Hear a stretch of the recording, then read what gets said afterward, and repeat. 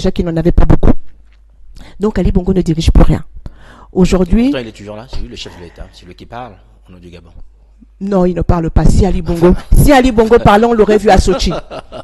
Si Ali Bongo parlait, on l'aurait vu à Sochi. Ali Bongo n'est président qu'à l'étranger.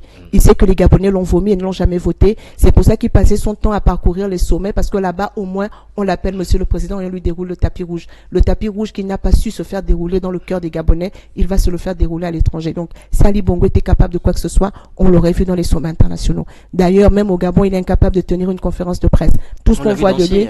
faire quelques pas il n'y a pas longtemps. Oui, mais en même temps, diriger un pays, ce n'est pas faire quelques pas sur une estrade que l'on a eu beaucoup de mal à monter et que l'on a dû monter avec l'aide de son directeur de cabinet, de son aide de camp, tellement on est incapable de se déplacer.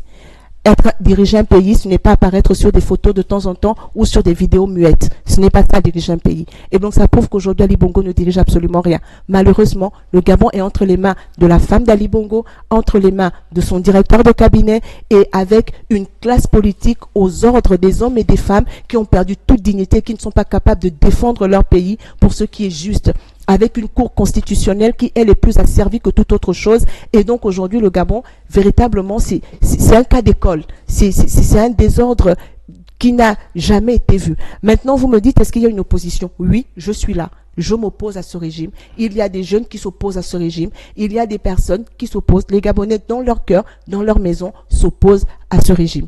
Et tôt ou tard, il finira par tomber. Et que faites-vous des leaders politiques patentés, ceux qu'on connaît, autour de M. Ping et consorts? Je ne connais pas leur stratégie. Je ne suis pas en relation avec eux. Je ne suis encarté dans aucun parti politique.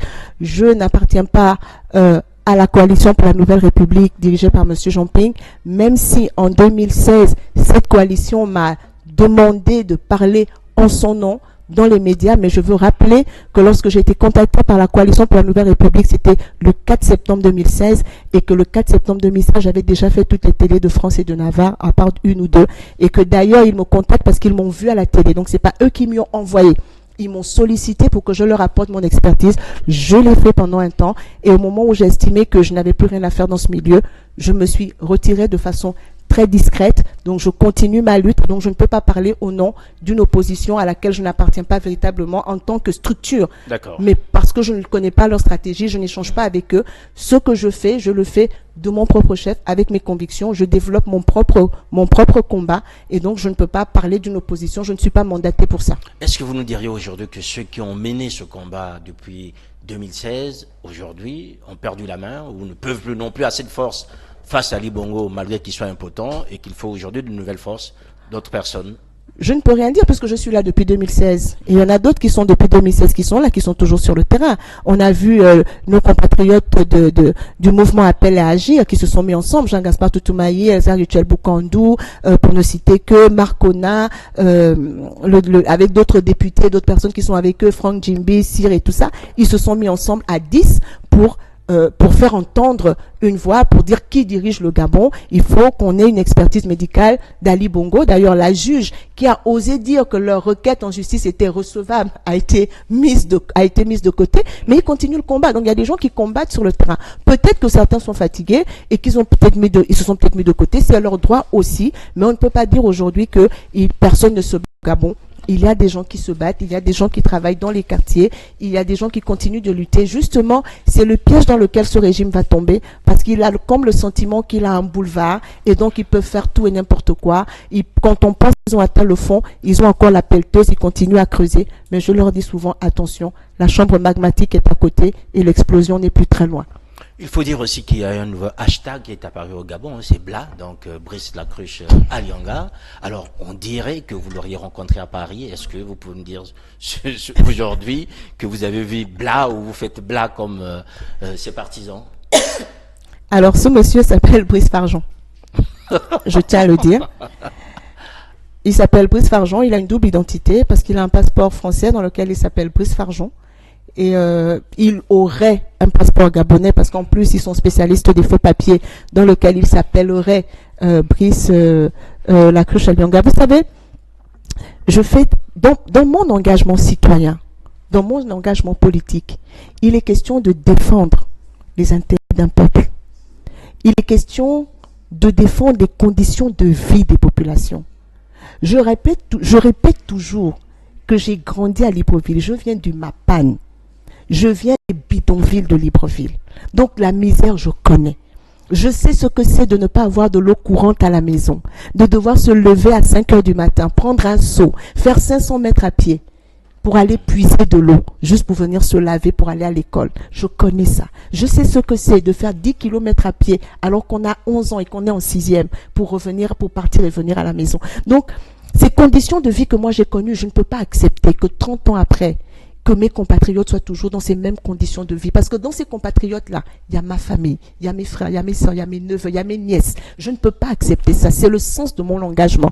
Et ce, d'autant plus que mon pays a les moyens d'offrir un minimum à chacun de ses compatriotes. Donc, je ne suis pas dans les considérations de personne.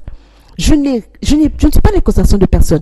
Alianga peut faire sa vie comme il veut, tant que ce qu'il fait n'a pas d'incidence sur la vie de mes compatriotes. Mais à partir du moment où ce monsieur se permet de piller les caisses de l'État, ce monsieur se permet d'être arrogant, condescendant, il se permet d'usurper un positionnement qui n'est pas le sien, que la Constitution ne lui octroie pas, que personne ne lui octroie, je me mets en face de lui pour défendre les intérêts de mon peuple. Et je répète toujours aux gens que j'étais au PDG. Je suis restée au PDG de 2012 à 2015. C'est moi qui démissionne. Lorsqu'on me propose d'entrer au gouvernement en septembre 2015, les Gabonais ne me connaissaient pas comme ils me connaissent aujourd'hui. C'est moi qui ai refusé.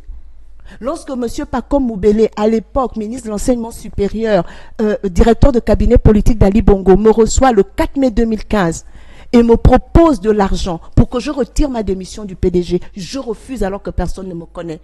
Alors je ne vois pas pourquoi aujourd'hui, après avoir suscité tant d'espoir dans le cœur de mon peuple, après m'être battu autant, je vais me rabaisser à aller rencontrer Alianga. Parce qu'il est qui?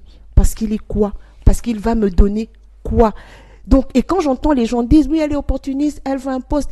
Les opportunistes, ils sont au PDG. C'est là-bas que j'avais l'opportunité d'être ministre. Je serai ministre aujourd'hui. Mais la Bible dit, mieux vaut le pauvre qui marche dans son intégrité que celui qui a des grands biens et qui prend des voies tortueuses.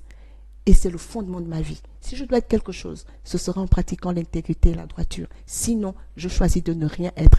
Donc, je ne peux pas avoir un double discours parce que je n'ai rien à faire avec ça. Donc, si j'étais intéressée depuis 2016, quelle proposition je n'ai pas eue? Mais que vaut l'argent? Vous m'avez posé la question tout à l'heure, que valent la vie des Gabonais face aux intérêts russes? Et moi, justement, la vie pour moi a plus d'importance que l'argent. Et je préfère la considération de mes concitoyens et avoir les comptes bancaires à sec, plutôt que d'aller me fourvoyer à prendre un argent sale et faire du mal à mon peuple. Je me battrai pour le peuple gabonais et si je dois y laisser ma vie, je la laisserai. Alors la pauvreté, je prends. Laurence Ndong, merci. Merci à vous. Voilà, mesdames, messieurs, merci de nous avoir suivis. Merci Anthony Muyungi. Merci à notre invité. Portez-vous bien, le programme continue. Au revoir.